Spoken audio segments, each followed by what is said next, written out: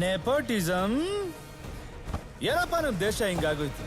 ಎಲ್ಲಿ ನೋಡಿದ್ರು recommendation, donation, domination, influence, ಲಂಚ, ಅಪ್ಪನ ಹೆಸರು ಬಡವ್ರ ಮಕ್ಳು ಏನ್ ಮಾಡ್ಬೇಕು? So in this journey, I want to know, have you encountered nepotism? Recently, there was an incident, I think UPSC chairman's daughter. So do you think nepotism is only in India or worldwide? It differs from profession to profession. Sir had used a word called reciprocal. In nepotism also, we have something called reciprocal entitlement, that I will do this for your family.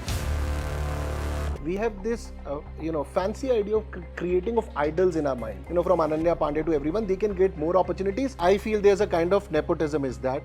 Do you feel that?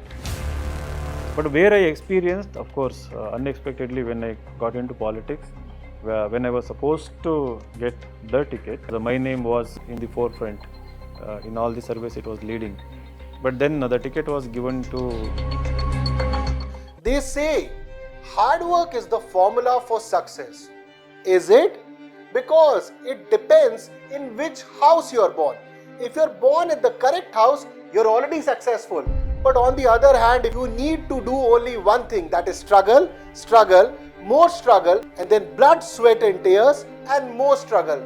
Ladies and gentlemen, we are talking about nepotism, and I'm sure you've already understood what the topic is all about. Nepotism is everywhere. It is affecting us, it is affecting education, it is affecting the entire country. For that matter, in 2022 speech at Red Fort, Prime Minister talks about nepotism. In podcast with Vinay Sir, we'll delve into the details of nepotism and how it is affecting us and everyone. Welcome to the podcast.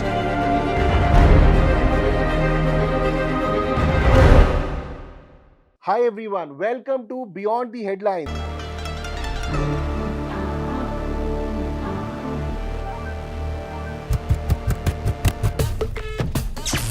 It's a new podcast initiative at Insights IAS, and with me we have Vinay Kumar Sir, who is the founder and director of Insights IAS, and my name is Sanjay Kumar.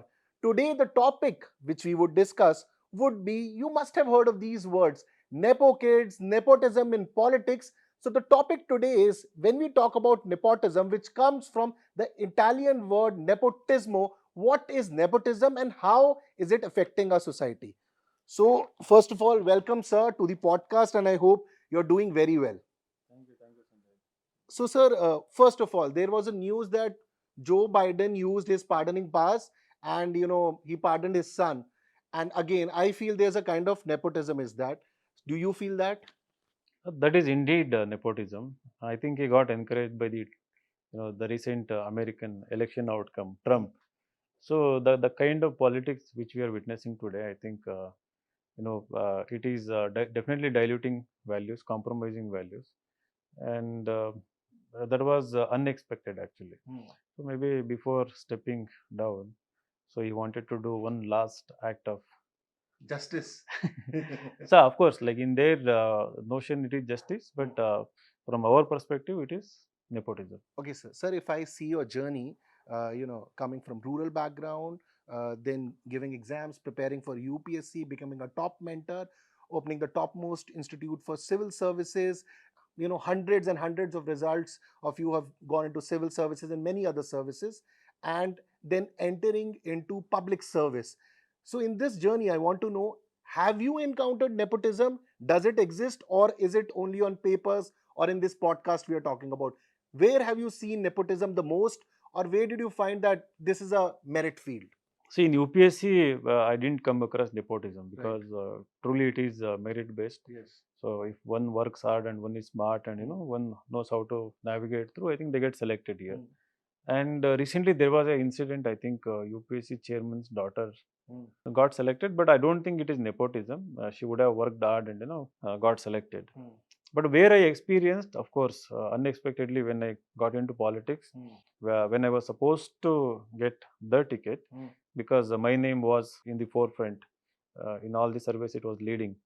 But then the ticket was given to wife of in-charge minister, district in-charge minister, and daughter-in-law of sitting oldest MLA in India.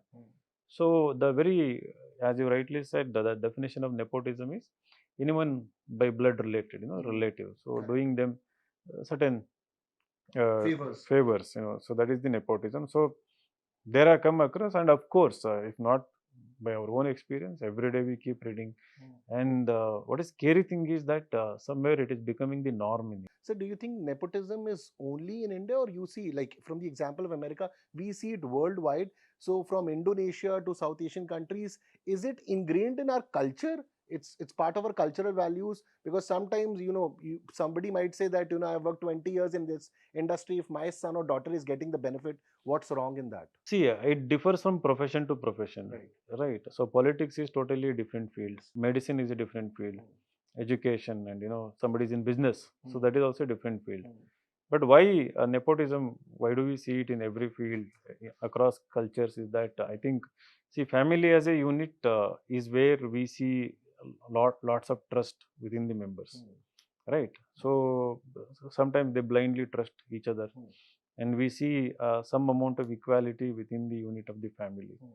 So now what these people do, once one of their members achieves higher position, higher power, so they don't usually trust outsiders, right? Even if one of their family member is inefficient, not capable, so they trust them because they want to preserve that power and that status and everything. But they don't realize that whatever power position they have achieved, it is for the public utility, to serve the public. So that thing they forget, right? And then these people bring their relatives everywhere. Will it ever be removed, or certain articles say that you can make laws against it, but I feel the laws will not work. So what's your take on that? No, laws will not work. These people are smart. Then they find loopholes within the law. They know how to dilute the law. They know how to bypass the law. So they have navigated so much through the system. They know nook and corners of the system and how to manipulate. So laws won't work. So what will work is, in my opinion, based on my experience of recent travels, recent interactions with the people. So we need to create a new awareness, a strong awareness within the common people who are kept outside these systems, right? So it can be within politics, it can be within business. Merely creating awareness also will not help, right? So once you create awareness, the awareness should also be about how to become a leader, how to garner resources, how to use these resources to create either a parallel system, because you cannot emerge as a leader, you cannot emerge as a businessman, you cannot create your own institution, right? So first is awareness, but can we train them, can we skill them, can we give them certain resources? So when it comes to giving resources, it's a very tricky thing, from where do you find resource and give to these individuals, because these people control, the one who are part of the nepotism, right? They control everything. So it's a very difficult thing to achieve, but I think it starts with rebelling, rebelling against such injustices and such systems. So why I call this, you might ask, like, injustice, why I call injustice? Because so in a democratic setup, everyone is equal. So everyone equal before the law. So everyone is entitled, right, privileged to get the same treatment, same access, right, same rights and everything. Right. So somewhere we have made it so skewed, this entire system. It is unjust, because in front of your eyes, intentionally you are suppressing someone's talents, suppressing someone's rights, suppressing someone's choices, their ability to rise in the system. Sir, just to add to this, I also find that in India, we across the societies in India, north, south, west, east, everything, we have this fancy idea of creating of idols in our mind. So in politics, we create idols. At least in movies, for example, if Amitabh Bachchan's son is coming or anyone, he or she might get more opportunities. From Ananya Pandey to everyone, they can get more opportunities. If it doesn't work, he or she might be out. But again, the ideal creation, for example, Sachin Tendulkar's son Arjun Tendulkar is coming, and if I not naming any party, but all parties have nepotism at the core. There is no doubt about it. And people also have a problem with this creating idol, that he's or he or she is coming from this political party and they have been in 20 years and did this thing, and you're talking about the awareness need to be done. So first question, has awareness increased? Specifically, I'm talking 2018-19 when this nepotism debate started, because you are continuously meeting people. So I'm talking about, since you travel from day to day, I've seen you traveling and meeting people from every strata of life. So the upper middle class, lower middle class, and people who are near poverty, has the thought process changing, or they still idolize people, sir? Thought process has changed significantly. So, owing to social media, owing to exposure to these realities, because of the technology, people are aware of nepotism in every field. The problem is that you know these people have built so many walls. Controlling media. They control everything. Everything. They won't allow you and me to easily navigate through those walls. I Right. mean, there are so many walls, Right. and they make a process so tricky, difficult. So even if you are aware, right, it becomes difficult. For example, if you want to become an actor, Okay. right, you go to Mumbai, it is not that easy for you to get opportunity, right? So the moment you give audition, right, I'm based on general understanding, I'm Yes, telling. yes. Let's say you give audition and is extraordinarily brilliant, right? So the producer or director, decides to take you, and I'm sure by then there will be so many phone calls, right, and so many pressures will be there, and these people may do away with you. So that continuously happens in so many other fields. So how do we ensure that there is fairness? So I think we need to build parallels. We need to build more Opportunities. counter weights kind of stuff. More opportunities, more institutions. For example, why I say institution, in the same example, I think Nawazuddin Siddiqui, Manoj Bajpayee, Ayushman Khurrana, Rajkumar Rao, Kumar Rao, and Pankaj Pankaj Tripathi. Pankaj Tripathi. I think they came from National School of Yes, Drama, yes, yes, NSD, sir. right? There is only one NSD as far as I understand. It may be having one or two extra branches, right? So I had a dream, in Davangere, if I become MP, I wanted to establish Wonderful NSD there. dream. NSD in Davangere. So there is a village called Kondaji. Okay. It's a very hilly place. Okay. These NCC scout camps every year happen. So I had this vision. So when you create those institutions, right, locally, what happens? The people either to who had aspiration, who didn't get opportunities. So if you give them that opportunity and train them, so they will start getting recognition and opportunities also. So similarly in all the other field, wherever it is, and I don't understand why we are not creating such institutions. So do you think, sir, there's a dearth of talent, or the politician or people in the power, dearth of talent in the people who are commanding the power, that they don't have ideas, they don't want to implement the ideas, or they don't even have a thought process? There is no talent in politics. Okay. There is no intent in politics. There is no, of course, political will is lacking. So there is so much talent at the bottom, Right. right? And it is dying every day as we speak. So many talents are, it is dying. The talent is dying everywhere. These people, when they control, again, owing to nepotism and owing to favoritism, right? There are so many isms like jingoism, ism, and all, right? What happens? They have created all these groups, cohorts, or what you call, right? So when they control so much and it has become inefficient and they know about this inefficiency, now one aspect of democracy, why it perpetuates such kind of inefficient system, being controlled by few individuals, is that when you keep majority people ignorant, backward, when you make them devoid of opportunities, it is easy to Manipulate them? manipulate them. It is easy to get votes, right? So from the perspective of politics, I think a similar phenomenon in other fields also we can see, maybe in business and everywhere. So I feel, for example, in entertainment, when you're talking, still OTT has come, and because of that, Pankaj Tripathi and others are getting roles. For example, we say cricket. In cricket, obviously, it was BCCI, but now you've got IPL, and more opportunities are there. But this kind of, like, there is not a good single public policy school in India. Yes. So in politics, there is no initiative, and the problem is that these people, they can easily create it, because they have money, they have power, they have the executive, they can create from bills to acts, they can do anything. But the other private fields are able to do it. But politics, it looks like deliberately they don't want to do it, because once they do it, the people who are in the power, they would not be in the power. Exactly. See, they don't see the need for it, basically. There is no thought process that, we need to hire we need to bring new talents into the system. That kind of thought process is missing. They don't want new talent. Anyone can, get things done, whether it is education, agriculture, or health sector. That vision is also lacking. There may be few people with that vision, and again, they don't have the freedom. Right, so they are the pawns in someone else's hands. They are aware of these things. Actually, they want to create institutions. Right. So the thing is, this is one thing keeps inspiring me to work hard. Correct. There is another issue that I keep worrying about is the inequality in education.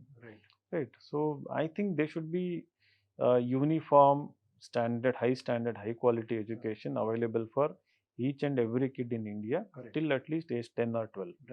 Right. So how difficult it is to provide? There can be a policy about it. Right. It is not difficult to bring that such a policy. But politicians control education institutions. They own educational private institutions. Right. So everything from the perspective of the self-interest.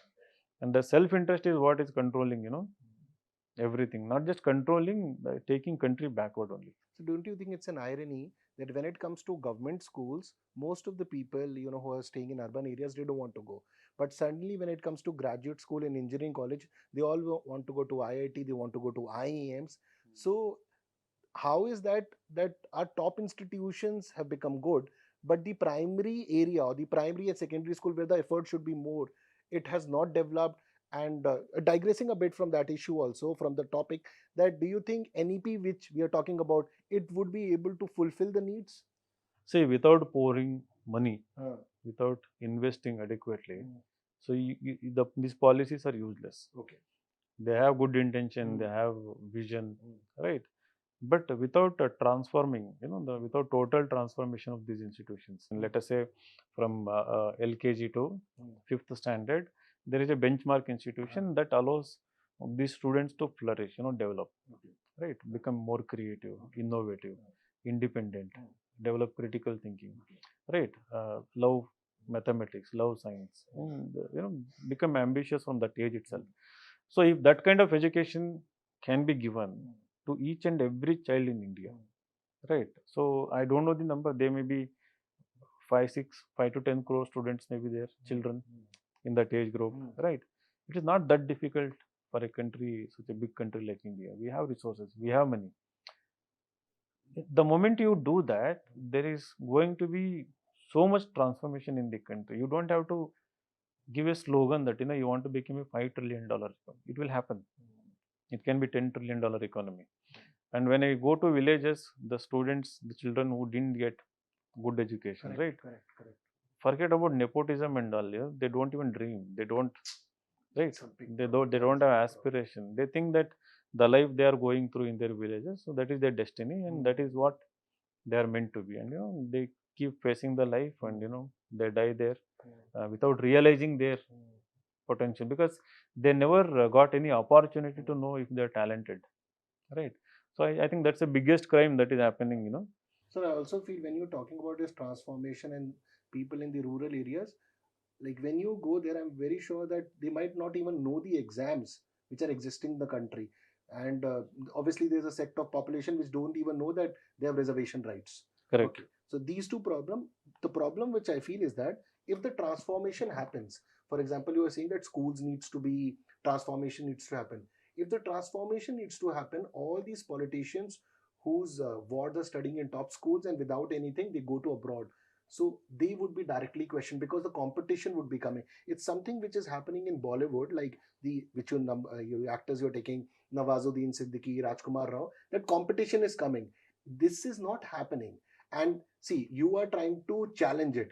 And at this position also, so much of, fight over is coming from the other side. So because you're challenging the status quo, and I think they don't like the challenge, because eventually if this transformation happens, they might lose in this nepotism battle. I think that will eventually happen, even Yes. if it is Yes. albeit slowly. That will eventually happen, and that should happen. That is my mission. That is my goal, because because I mean, I don't know how many villages you have traveled. Whenever I go, the 30 years ago, the kind of experiences I used to have, or people like me, coming from villages and poor background used to have similar experiences. Millions of people are going through even now. Correct. In the era of AI, in the era of going to Mars, in the era of so much technology, and in the era of so much prosperity, right? There is so much prosperity. So we are generating more than 2 lakh, crore GST every month, right? I mean, that itself is sufficient to. I keep using the word transform, right? To transform the things. So these people should feel threatened, and I think they will feel threatened in the coming years. So that change will come. That change will definitely come. So for that, we need more individuals, coming out of their comfort zone, right? Take little risk, right? Enter these areas. It can be politics, it can be volunteering in development sector, and possible create your own institutions, create opportunities for others. So when we start doing that, I think Narendra Modi, our Prime Minister's recent call that more than 1 lakh people with non-political background should enter politics. I think it's a good development. Yes. I don't agree with their politics or whatever it is, but from the perspective of bringing a new change. Right. So I think that's a good development. Okay. And it has politics behind it. We know what it is. But even if there is politics behind it, I think it's a good call. So just for the audience, what Sir is trying to talk about is that in Red Fort in 2022, the Prime Minister did talk about that corruption, nepotism, and how nepotism leads to corruption, and how corruption leads to nepotism, and that's what Sir is has tried to he wants to tell us what is happening, and many other areas which Sir is talking about, until unless the transformation in education does not happen, or until unless at the rural level things are not happening, it will not change. Sorry to interrupt. It comes down to courage. Okay. Courage. So Intent. from where do you get that courage to question the status quo, to question the establishment, to question the injustices? Is it you have been breaking the ceiling that gives you the courage? No, the courage I got from my school, Navodaya school. I got from UPSC preparation. Okay. I've read books, and and that has opened my mind. And the courage I also got, I mean, I have to be honest, because I am well settled also. Right. I think that is also a requirement of it. That should not be the requirement, but that is also a requirement. Correct. So you told about that. So at this point of time, Elon Musk is talking about Dogecoin, and crypto is there. In India is making hypersonic weapons, and at the same time you are saying that in villages people don't dream. So what should I take this? This should be taken positively, that there can be improvement, or it should be taken that this is a stark reality of the Republic India. No, it is not good that one or two individuals control big industries, and they want to fill people with big dreams, like what Elon Musk is doing. The space and everything. That is good. That creates hundreds of new industries, thousands of new jobs, and it inspires others. It's all good. But without addressing the problems at the root level, the bottom, what happens is that even if we make huge progress in these areas, so that will collapse in the future, right? I mean, the collapse will come from, because there is so much injustice in the bottom, right? And the numbers keep increasing, the gap keeps increasing. They used to say 1% control 99. Now it is less than 1% controlling 99%, whether it is capital, resources, whatever it is. So what happens, it is bound to, uh, you know, resentment will be there, anger will be there, and I think something, I don't know how it is going to collapse, but when it is totally skewed against the majority. So I'll try to, I'll ask this question, sir. So Elon Musk, he took that risk. He put his money, or he also donated $100 million to Trump candidacy, and now Trump has won. Now he's at that Mar-a-Lago, that island and everything, or rather that hotel. He's there. He's celebrating. He has also become the part of the family. So initially at the times of Black Lives Matter, there's something called DEI, that all these tech companies said that we'll focus on LGBTQ, more women empowerment. And since Trump has come, all tech companies have changed their stand. So DEI has gone back in garbage box. Walmart is not talking about, tech companies are not talking about. So do you feel that when the debate on nepotism or debate on all these things, equal rights, it is based on who is in the power? So if he's in the power, if Trump is in the power, it will change. Or similarly, if some other politician will come in the power, it will change. See, that was known as this woke capitalism. Right. So what you said, right? Yes, yes, yes. So all these big companies, capitalists, trying to voice their concern for the voiceless. Yes, yes.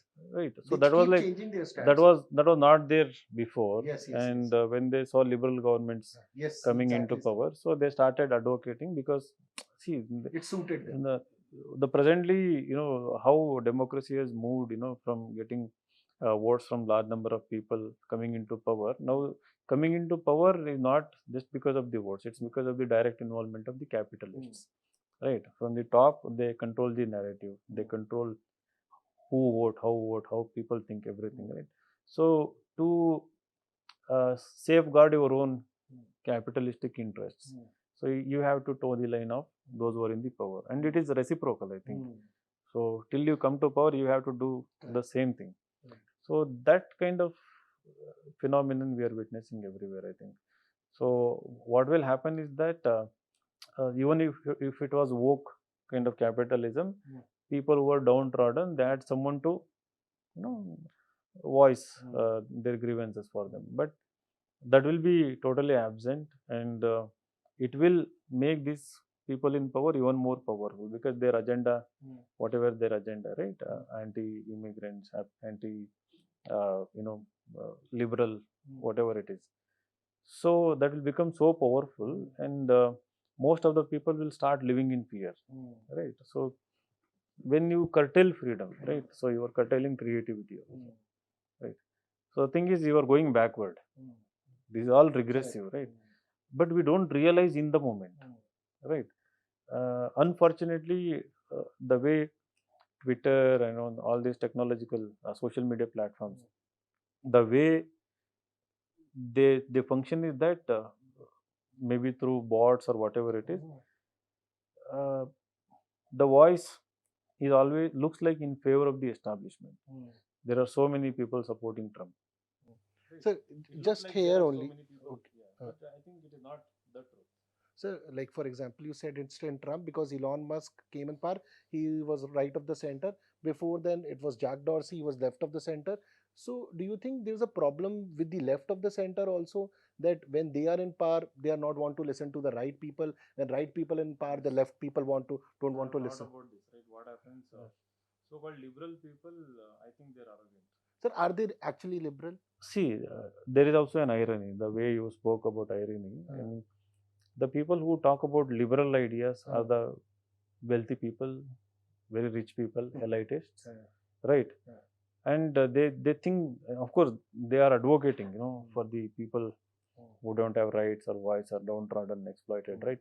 But the thing is, they have their own class, and they have contempt for everyone. They think we are right, right? So, for example, Trump may be a different individual. Like in our own country, our prime minister may have a different ideology, but the contempt is not good. The arrogance is not good, right?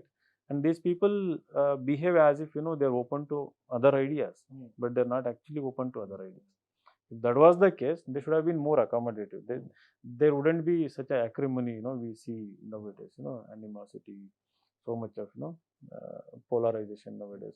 The thing is, I think liberals, they should be with the masses. They should be in the field. They should keep their ear and whatever senses to the ground, and they should be grounded. The humility is required in politics, I think. So on the other hand, because these people are victims, the right people used to be victims of the hate of the liberals, and now when they come to power, they reciprocate. Right. So now they also come across as more arrogant, right? So it keeps happening, and then who are the victims? People. So that means, if I understand, so left is that they might be sitting not listening to you, and right will make sure that I don't want to listen. There is this intellectual arrogance. I mean, Yes. we are more intelligent, we are well read, we write, we can discuss better, our ideas are far superior. I think, you know, even if your ideas are superior, even if you're more intelligent, I think we should uh, keep open mind, for everyone, everything. That humility is required. Correct. So, sir had used a word called reciprocal. Sir, in this podcast series, we've also introduced something called UPSC Edge, where I would also be asking questions related to, UPSC aspirants. And I want to ask that in this nepotistic society which we are living, can India get to a meritocratic society or not? And as an UPSC aspirant, if a question comes around this, what should be his thought process? So going back to earlier discussions, see, without addressing educational inequality, without creating more institutions of eminence or excellence, at local level, it is extremely difficult to become, a meritocratic, country, or a system. It's extremely difficult because, so you only said that sons and daughters of politicians, they are getting best education. They are going to Harvard, Oxford, Cambridge, Stanford, MIT. Like there is a sophisticated form of corruption, reciprocation at international level also, right? And the big businessmen, when they get a good, uh, you know, whatever policy, whatever it is, favor from the government, they reciprocate by sending, funding these people's education. So it keeps multiplying, it keeps spreading only within that top layer. So they keep controlling. So you people won't understand what is merit at the bottom level. They don't know what is merit. And even if they understand they have merit, there are no opportunities. So without creating opportunities, it's very difficult. So if question comes in UPSC, or if there is this question in interview, I think one has to be very practical, right? It is not pessimism here, right? But there should be more equitable development, right? So then only it can flourish. So in the end, like, so what is merit? Understanding one's own worth, using one's own talent, right? Intelligence. So getting the opportunities to rise in the system. So that kind of fair system needs to be created from bottom to top. So that mobility is restricted because of the caste system. That is also there. Again, we didn't talk about that. So that is also very much, lower caste people or OBCs, they are still lacking opportunities. And when we talk about nepotism, unfortunately, you see that people, of course, it is there. Like within SC, within ST, if somebody has become powerful, there is nepotism. Correct. There also. We see in regional politics and regional parties that also. I mean, it is becoming very rigid. So UPSC aspirant should give practical answer in this regard, understanding the grassroots realities. So you should not just paint that just because we are having uh, nearing $5 trillion economy and decent GDP growth, and government is coming with big flashy schemes and all, suddenly will become meritocratic. So So you have mentioned the word caste here, and I definitely want to put a word on that. For example, sir, in the Rajasthan elections happened, and since in Rajasthan the Rajput community is a lot, and one of the topmost leaders, she was representing it, but the current government, she did not go. They did not go for it. A new person was given the charge of the chief minister of Rajasthan. Now, the problem is that once this happens, in the Lok Sabha election, they had suffered, and people said because she was a Rajput leader and Rajput have a dominance there, that is why we didn't vote for this party. So, is it only the problem of the leader, or it is the problem of our also that we are too much aligned with one particular caste, be it forward class or backward class, and we'll only vote for that leader even though he or she is good or not? So in the preamble, we have the word dignity. Right. Ultimately, Dr. Ambedkar was very much concerned with the word fraternity and dignity. Right. So these two were his major concern. Fraternity was included because he believed that anybody who was voiceless, discriminated, their rights would be protected by the other people, belonging to upper caste or anything, because of the feeling of the fraternity. So there is dignity also. Now the major concern for people is always one's own self-respect and dignity. Now in the Indian context of what, according to my understanding, so that self-respect and dignity is represented through the caste identity. And the Yes. leaders who talk about that caste identity, it gives them strength in a way, that I belong to this caste. And then every caste has their own heroes and role models taken from the past. So and they are also glorified. And in the present context, we see the leader as one of their heroes who used to be their heroes in the past, like similar to that. So now what happens? All these masses belonging to one community, even if the leader is sometimes corrupt, sometimes criminal, so they kind of go with them because there is no alternative, there is no choice, and if they become leaderless, there is always this insecurity that the other dominant people will suppress them, exploit them. So what happens? So it keeps continuing, and the leader knows this very well. So just to add to this, since you talk about this leader, now this leader comes from a community which can be forward or backward. Now within the backward communities, is it easy for XYZ leader to come at top and fight the person who's already commanding the position? It's not easy, but if one is willing to go to masses, one is capable, one has good understanding of the society, and good knowledge basically. And more than knowledge, it's the individuality, the personality. Going to people, more than these also, the concern itself. Are you really concerned with the welfare of the people? If it is understood by the people, this individual is going to work for us, for the betterment, for the welfare of our community, there is a chance. The leader won't give opportunity, but the people will somehow give opportunity, in the sense that they lift him. They want such individuals to be in power.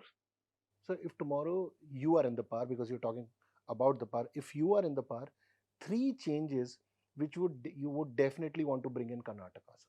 Three important changes. Pan India ambition. No, yes, Abhi. Okay, first Karnataka and then to India, sir.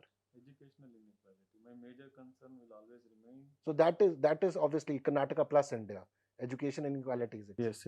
At grassroots level, addressing the inequality in the education. That is my number one priority. Got it. Second priority is with respect to the youth.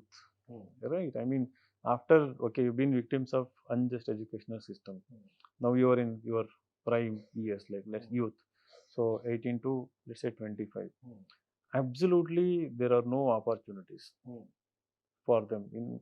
For example, if you go to another district, away from Bangalore, so there are no industries, there are no institutions to give them any kind of. What about Davangere? Davangere also not a single industry, not a single factory apart from sugar mill and rice mills. There are no other industries. They are not I mean, they don't employ so many people. So the second reform I would bring is creating local opportunities, whether it is in the agriculture, whether it is in the industry. So creating local opportunities in the in their vicinity itself, so that all the so-called educated youth, so they get opportunities to upgrade and getting more skill sets. Third dream I have is I talked about creating institutions. So I would like to create new institutions, whether it is in the field of art and culture, whether it is in the field of sports, right? So I think without creating these kind of institutions related to culture, like sports, and where one's personality can be, developed, uh, I think the society is, without life, without soul, without these kind of institutions. So people, whether it is in rural area or in urban area, they should have such recreational opportunities, right? To find out, discover their talents, and develop those talents. So it can be in the field of painting also. It can be in the field of technology. NSD, you told about that. Technology also, drama also. So I think such institutions must be created. Those institutions are totally lacking, right? So in down Or they are in some specific. I always say, sir, Delhi, Bangalore. These are certain islands which are very popular and developed or developing. Rest, the islands there is no development happening. You're talking about that you would be creating, say, number of Bangalore, Delhi like cities all over the country. yeah, no, not like from the urban perspective, Yes, from the perspective of such institutions. See, even if there are institutions in Bangalore, I cannot go because the traffic issue, pollution issue, whatever, time constraint, right? But if they are located in those areas, there is one institution called Ninasam in Shimoga, so where the finest actors have emerged, right? It is located in a remote village, right? So similar setups can be established. So I think only then there will be more holistic development. So three important areas which Sir has brought out, once he's able to get the power to do it. First is education. Second is more institutions needs to come, be it more technical institution. And third, skill set needs to be upgraded. Until and unless these three things happens, it is very difficult to fight nepotism. And for that matter, they are very much needed for the core development of the country, which has been which has been brought by the Sir in this So discussion. these individuals will become self-dependent. Right. So, see, when they have Sir, I developed- think you're also countering freebies with this. yeah. See, when they have developed interest, hobbies. So when they have faith, confidence in their hobby. So I think they will create their own niche area. They will create their own opportunities. So the system where individual can create his own opportunity, and with that he can grow. I think that is the ideal system we should be aiming for, irrespective of caste, community, region. So that is something that I keep thinking about. So, sir, I'm running out of time, and there were actually two sections. Students had given some questions, and finally, we'll have the closing thoughts on that. So, I'll combine both of them and ask. So, a question has come from our student only, Mahita. She is asking that can nepotism ever be justified, or is it inherently negative? And is India ready to move on from nepotism? Your closing remarks on both sides. I don't justify nepotism. Right. Right, in any form. Because some people say there are advantages also. Good people. Okay. There may be good actors who might have come, but I believe there are equally good actors, better actors who could have got those opportunities and giving opportunities to outsiders. So that would have resulted in further development in their village, their community, right? So secondly, I am very optimistic in the sense that in the future, when we start creating the three things which I said, I think eventually people will demand. You cannot, escape from it, right? So, but again, not in the near future. In the future, distant future, maybe we'll start seeing more meritocracy-based system. But it's very difficult, as I said in the earlier answer. Okay. So, as Sir is very hopeful, and we need people like this into the public life who have established, and they're continuously to do so. And I'm very sure this will happen. So, I hope that in this podcast you are able to understand the nuances of nepotism, from politics to Bollywood, and what is happening in the country, not in the country, all over the world, and what kind of solutions can be there and how we can tackle it. I would specifically ask that every one of you please do like the session, share the session, and please do share this podcast with everyone. More awareness comes out for such a serious topic, and do press the bell icon, and most importantly, please put your comments. That is very important. That is what motivates us. And what do you want us to add into this podcast?